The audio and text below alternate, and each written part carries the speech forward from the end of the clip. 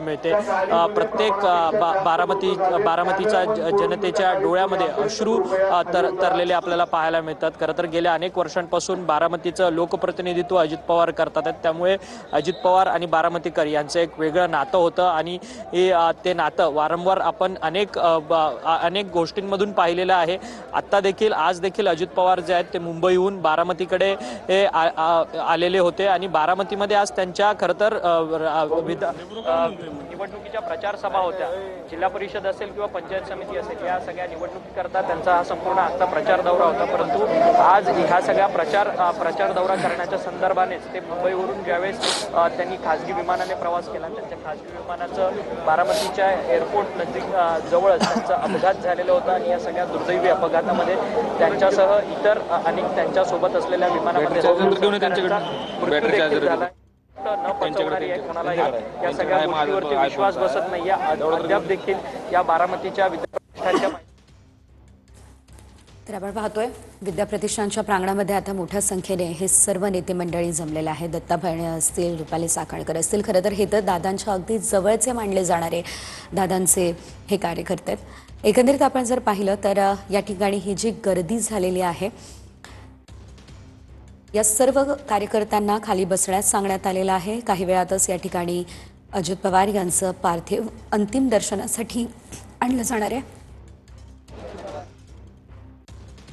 हे ते या ठिकाणी आलेले आहेत आणि बारामतीमधल्या रुग्णालयामध्ये सर्वपक्षीय नेत्यांनी येत दादांच्या पार्थिवाचं अंत्यदर्शन घेतलं आणि सोबतच पवार कुटुंबियांचं सांत्वन सुद्धा केलेलं आहे।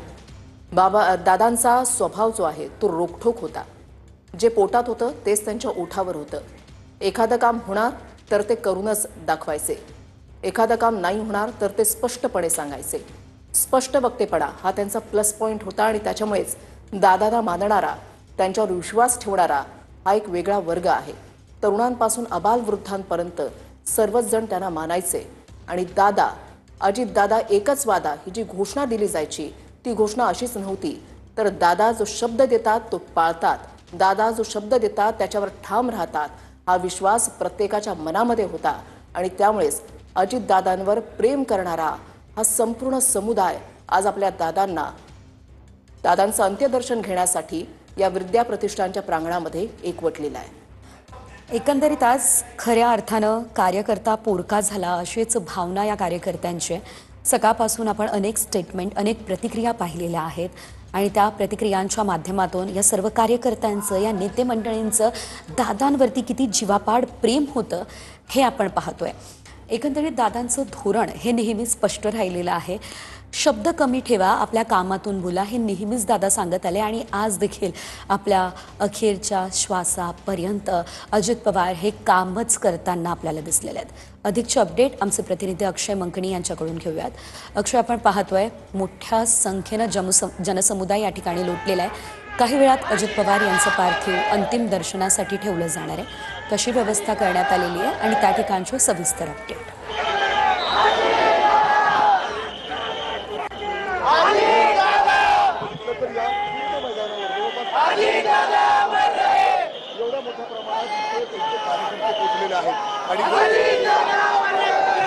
खरं तर आपण पाहिलं तर अजित पवारांचं पार्थिव जे आहे ते थोड्याच वेळात या विद्याप्रतिष्ठानच्या मैदानावरती अंत्यदर्शनासाठी ठेवण्यात येणार आहे आणि आपण आपली नजर जिथपर्यंत जाते या सगळ्या मैदानावरती अजित पवारांवरती प्रेम करणारे, त्यांचे सहकारी, त्यांचे चाहते, बारामतीकर, राज्यभरातली जनता जी आहे ती या ठिकाणी एकत्रितपणे जमलेली असल्याचं आपल्याला पाहायला मिळतं। राज्याच्या राजकारणात गेल्या अनेक वर्षांपासून अजित पवार सक्रिय आहेत आणि राष्ट्रवादी काँग्रेस पक्षाचे जे राष्ट्रीय अध्यक्ष होते त्यांच्यासोबत काम करणारे सर्वच त्यांचे सहकारी नेते मंडळी आणि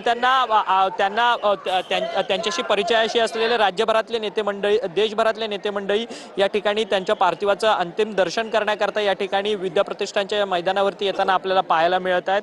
खरं तर शोकाकुल परिस्थिती या ठिकाणची आपण या दृश्यांच्या माध्यमातून पाहू शकतो। त्यांच्यावरती जीवापाड प्रेम करणारा प्रत्येक त्यांचा चाहता जो आहे तो या ठिकाणी त्यांची आठवण काढतोय। खरं तर अजित पवारांनी कशा पद्धतीने आम्हाला मदत केलेली आहे, कोणती धोरणात्मक धोरणात्मक त्यांनी निर्णय घेतले. त्या धोरणात्मक निर्णयामुळे खरं तर त्यांना संपूर्ण मदत झालेली आहे. या सगळ्या संदर्भात आठवणी ज्या आहेत ते त्यांचे चाहते या ठिकाणी काढताना पाहायला मिळतात. काही त्यांचे चाहते आहेत त्यांना तर अश्रू अनावर झालेले आहेत. खरं तर खूप मोठ्या प्रमाणात त्यांचे चाहते जे आहेत ते या ठिकाणी रडताना आपल्याला पाहायला मिळत आहेत. अजित पवारांवरती जीवापाड प्रेम करणारा प्रत्येक त्यांचा चाहता जो आहे तो या ठिकाणी त्यांच्या अंतिम दर्शन घेण्यासाठी या ठिकाणी बारामतीच्या विद्याप्रतिष्ठान कॉलेजच्या या सगळ्या मैदानावरती या ठिकाणी आलेला असल्याचं आपल्याला पाहायला मिळतंय. दुसरीकडे या ठिकाणी नेते मंडळी देखील मोठ्या प्रमाणात आपल्याला पाहायला मिळतात. सुनील तटकरे असतील त्याच्यानंतर इतर नेते मंडळी या ठिकाणी मोठ्या प्रमाणात पोहोचलेले आहेत. आणि खरं तर थोड्याच वेळात अजित पवार यांचं पार्थिव जे शरीर जे आहे ते जाणार आहे. आता अजित पवार यांचं पार्थिव शरीर जे आहे ते बारामती मेडिकल कॉलेजमध्ये आहे. थोड्याच वेळात या ठिकाणी त्यांचं पार्थिव शरीर या ठिकाणी आणलं जाणार आणि अंतिम दर्शनासाठी या ठिकाणी ठेवलं जाणार आहे. आणि उद्या मात्र 11 वाजता सकाळी 11 वाजता त्यांच्या पार्थिव शरीरावरती अंतिम संस्कार केले जातील आणि या संपूर्ण या ठिकाणी अंत्यदर्शनासाठी ठेवण्यात येणार आहे. आज थोड्या वेळातच हे पार्थिव जे ते या ठिकाणी पोहोचणार आहे आणि उद्यापर्यंत ते असेल अशी माहिती मिळते.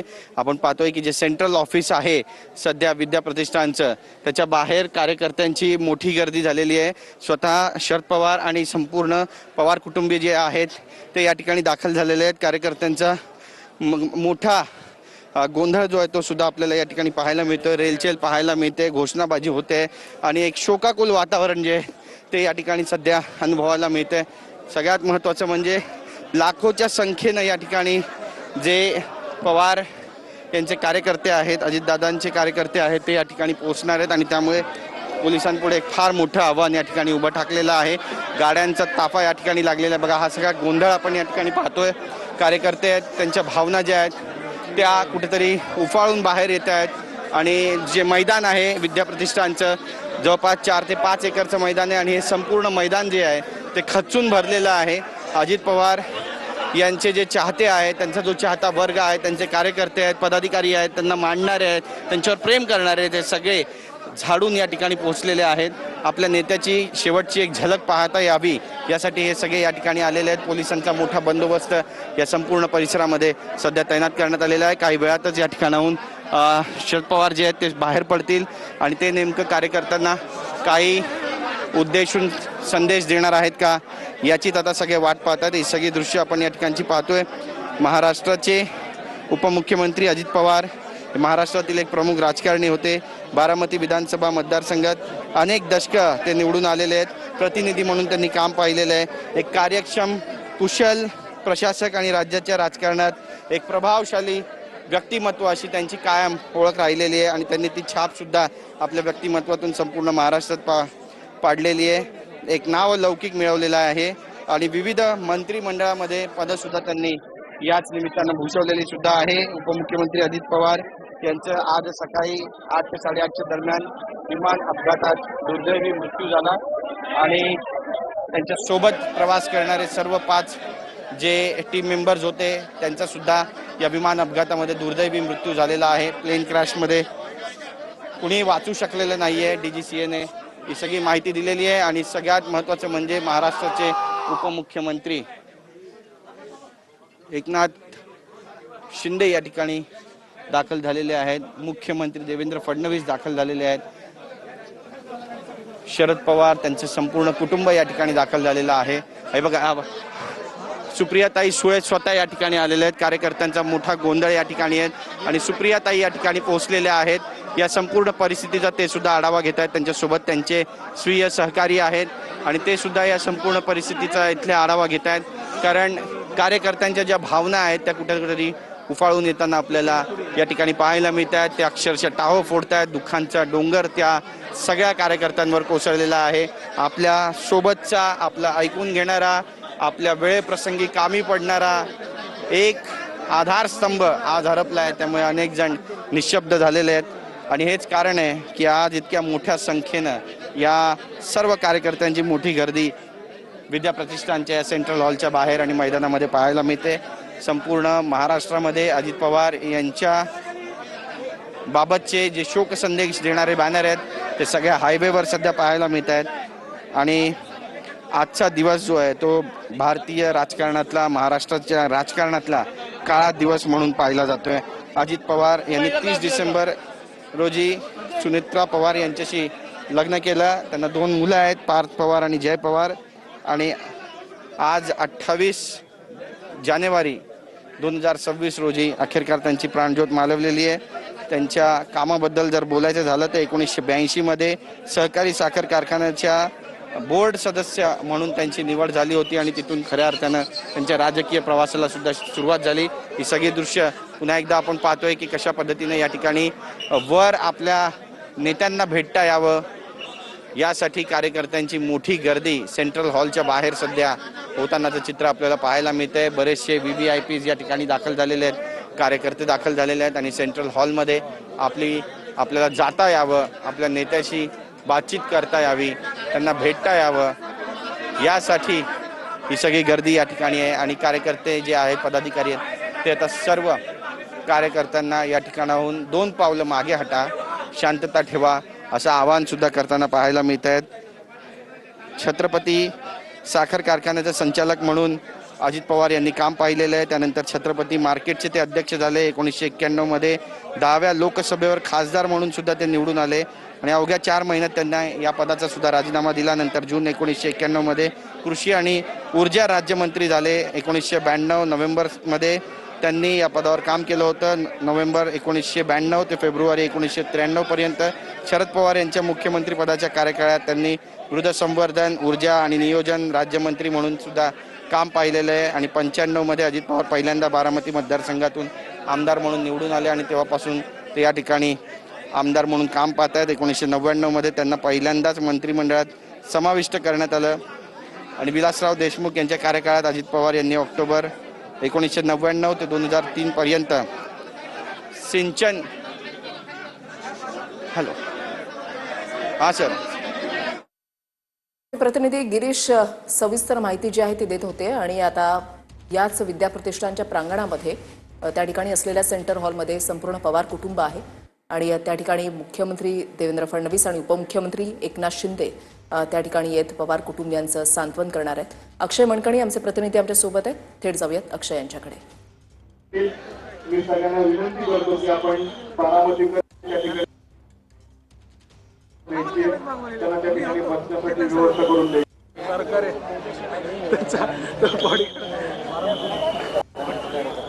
ऋषाली, आपण पाहू शकतो की थोड्याच वेळात विद्याप्रतिष्ठानच्या या सगळ्या मैदानामध्ये अजित पवार यांचं पार्थिव शरीर आणण्यात येणार आहे आणि त्यांच्या पार्थिव शरीराचं अंतिम दर्शन घेण्याकरता या ठिकाणी बारामतीकर आणि त्यांच्यावरती प्रेम करणारे संपूर्ण नागरिक जे आहेत त्यांची एक आलोट गर्दी जी आहे ती या ठिकाणी उसळलेली असल्याचं आपल्याला पाहायला मिळते. जिथेपर्यंत नजर जाते तिथेपर्यंत अजित पवार यांच्यावरती प्रेम करणारे सर्वच राज्यभरातले नागरिक जे आहेत ते त्यांचं अंतिम दर्शन घेण्याकरता या ठिकाणी पोहोचलेले असल्याचं आपल्याला पाहायला मिळतं. संपूर्ण शोकाकुल परिस्थिती या ठिकाणी झालेली आहे, कारण की अजित पवार यांच्याशी सगळ्या या इथे जमलेले सर्व नागरिक आहेत त्यांचा थेट संबंध होता. खरं तर अजित तिचे लोकप्रतिनिधी म्हणून काम करतात. त्यांच्या संपूर्ण कामाचा आवाका जो आहे तो संपूर्ण बारामतीकरांना माहिती आहे. बारामतीच्या प्रत्येक जडणघडणीत अजित पवार यांचा मोलाचा वाटा आहे आणि अजित पवार हे सर्व बारामतीकरांच्या घरचे एक सदस्य या सगळ्या वर्षानुवर्षांच्या कामांमुळे झालेले होते. त्यामुळे अजित पवार यांचं निधन झालंय या बातमीवरती कोणच बारामतीकर विश्वास ठेवत नव्हता आणि खरं तर ही घटना झालीच नाही अशीच संपूर्ण विश्वास जो आहे तो बारामतीकरांना होता. परंतु दुर्दैवी पद्धतीने अजित पवार यांचा अपघाती हा संपूर्ण मृत्यू आज सकाळी झाला. अजित पवार आज सकाळी मुंबईहून बारामतीकडे निघालेले होते. खरं तर जिल्हा परिषद आणि पंचायत समितींच्या निवडणुकीकरता आज खरं तर संपूर्ण प्रचार दौरा अजित पवारांचा बारामतीमध्ये होता. जवळपास 4 सभा अजित पवारांच्या या बारामतीमध्ये होणार होत्या आणि त्या सगळ्या संपूर्ण सभेची जी आहे ती 4ही सभेची तयारी जी आहे ती बारामती तालुक्यामध्ये झालेली होती. परंतु अचानक अपघात आज कुणाच्या ध्यानीमनी सुद्धा आलं नसेल की आज अजित पवारांच्या बारामतीमध्ये असलेल्या 4 सभा आणि त्या सभांना होणारी गर्दी, मात्र ही गर्दी अशा पद्धतीनं विद्याप्रतिष्ठानच्या प्रांगणामध्ये एकवटेल असा विचार कुणाच्याही ध्यानीमनी आला नसावा. बारामती रुग्णालयाच्या बाहेर आपण किती बोलावं या दुःखद घटनेवर ते कमीच आहे. आठवण आहे तुमच्या दादांचं? हो, दादांबरोबर किती आठवण आहे. आम्ही परदेशी फिरायला काय गेलो, दर आठवड्याला जेवायला भेटायचो काय, आणि ऑलवेज व्हेरी कोऑपरेटिव्ह. आणि मी अजून एक सांगतो की राजकारणात तसे दादा राजकीय व्यक्तिमत्वामध्ये माझे किती परत पेशंट आहेत राजकारणामध्ये, पण दादा तसे अत्यंत भोळे होते. विश्वास ठेवायचे, म्हणजे काही झालं तरी डॉक्टर कपोते पाहिजेच असं त्यांचं नेहमीचं वाक्य असायचं. तर मी खूपच हर्ट आहे आणि मला वाटतं इवन मला पण निराशा आलेली आहे. तुम्ही त्यांचे फॅमिली डॉक्टर होता, जेव्हा केव्हा त्यांना उपचाराची गरज लागायची ते तुमच्याकडेच यायचे. काय आठवण आहे तुमच्या, आणि आज जेव्हा तुम्ही ऐकलात की दादांसोबत असं झालं, तुमची रिॲक्शन काय? हो, मी तर आधी औषधाची बॅग घेऊनच पळालो. मला वाटलं थोडंफार मार लागला असेल, पण एक 10 वाजता कळालं का ही इज नो मोर.